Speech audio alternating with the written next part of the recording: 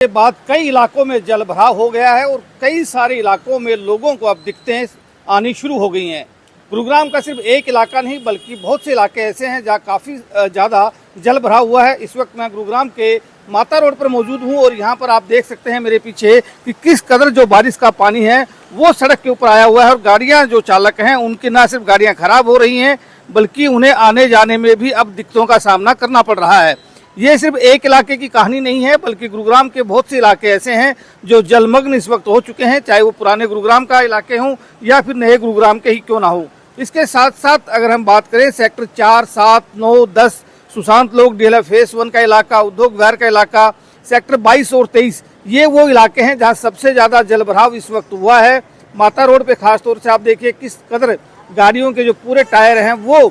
इस वक्त बारिश के पानी में डूबे हुए हैं और कई सारे वाहन चालक जो हैं उनके जो खास तौर से ये देखिए ऑटो जो हैं ये खराब हो चुके हैं इस पानी की वजह से, इस पानी में आने की वजह से, और इसीलिए अब ये बीच रास्ते में ही बंद हो गए हैं। ये पूरे गुरुग्राम की अगर मैं बात करूँ तो जब जब बारिश आती है कुछ इसी तरह बाढ़ जैसे हालात जो है वो गुरुग्राम शहर के बन जाते हैं। हालांकि हर बार जिला प्रशासन ये दावे करता है कि गुरुग्राम में अब की बार जब भी कभी बारिश होगी तो जलभराव नहीं होगा, लेकिन स्थिति जब भी बारिश होती है तो एक जैसी ही रहती है, यानी कि जल भराव पूरी तरह से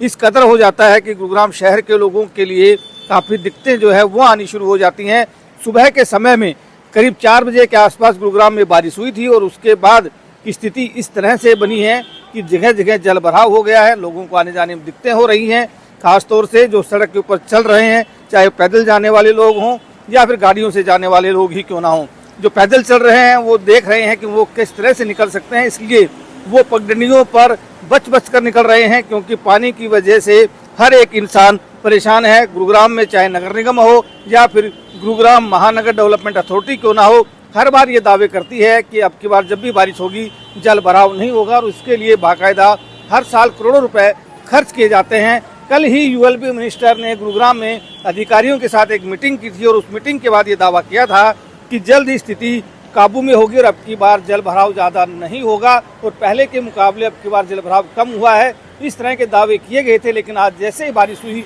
ये सारे दावे पानी पानी हो गए।